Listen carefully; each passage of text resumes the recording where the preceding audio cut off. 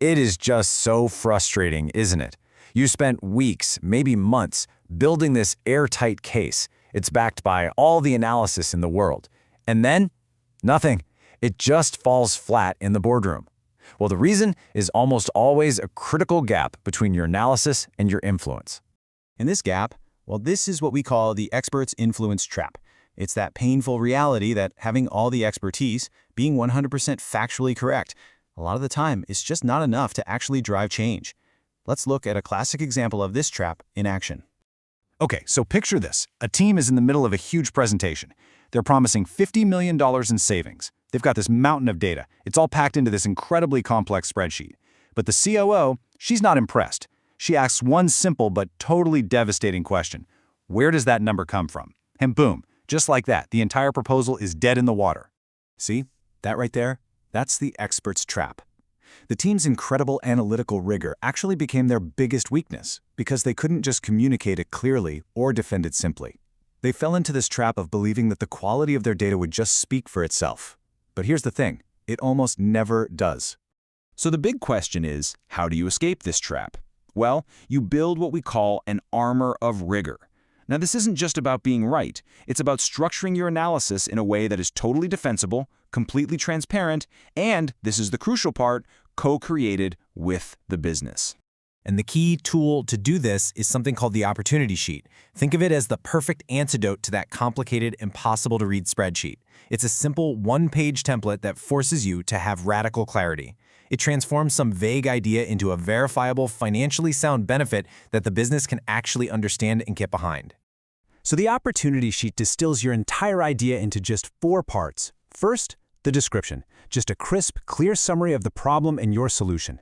Second, the measurement. How are you actually going to prove success? What are the clear, agreed-upon KPIs? Third, the financial logic. This is the explicit model that links what you're doing to actual dollars. And finally, we get to the most critical step of all. Validation. You see, your financial model means absolutely nothing until a credible stakeholder, someone from finance or operations, has reviewed it and signed off on the assumptions. This is the non-negotiable quality gate. It's what builds real institutional credibility for your proposal. And this simple act of getting that validation, it creates this incredibly powerful transformation. It turns an opportunity, which, let's be honest, is really just your opinion on a whiteboard, into a tangible benefit. A benefit is a co-created, stakeholder-owned plan that's ready to go. It's no longer just your idea. It's now their plan.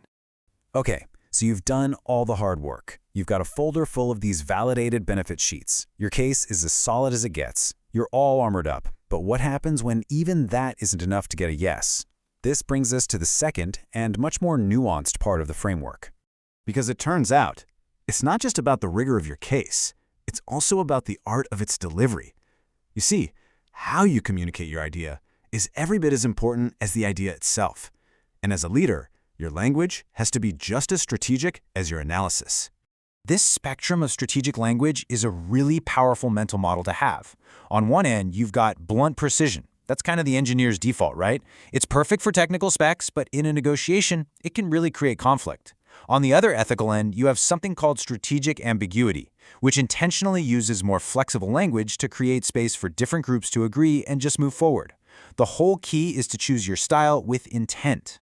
And this is really the core idea.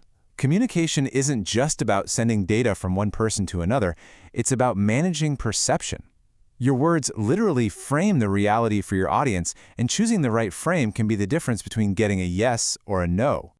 So, let's see how the armor of rigor and the art of delivery actually work together in a really high-stakes, real-world scenario. So imagine this. 2 companies are right on the brink of a merger, but the whole deal is completely stuck. They are deadlocked over the value of a key patent, and I mean, the stakes just could not be higher. One of the CEOs, an engineer by training, defaults to what he knows, blunt precision. He just states the fact. Based on his team's very rigorous analysis, your patent is worth $50 million. And that factual accuracy, delivered so bluntly, it just insults his counterpart and kills the negotiation right there on the spot. Now, check out the solution. A skilled advisor steps in and reframes the entire issue using strategic ambiguity. This exact phrase right here is what unlocked the deal. It didn't do it by picking a number, but by creating a process and a shared path forward. So why was this so effective? Well, it allowed both of the leaders to hear what they needed to hear. One CEO heard fair market value, and he trusted his $50 million analysis. The other one heard performance-based earnout, and he was confident he could prove its $100 million value. The language didn't solve the conflict, it deferred it, and that allowed the much, much bigger goal, the merger, to actually succeed. So, how can you put this framework into practice like right away? Here is your action item for this week. First, build your armor of rigor. Pick one of your key initiatives and forge it into a one-page opportunity sheet. Go get it validated. Then, before you walk into that critical meeting, you need to consciously choose your art of delivery. Ask yourself, does this moment call for the unshakable clarity of blunt precision, or does it need the bridge-building power of strategic ambiguity? And that's really the question I want to leave you with. As leaders, we invest so much time perfecting our analysis. But maybe, just maybe, the biggest risk to our best ideas isn't a flaw in the data, but the unexamined rigidity of our own language.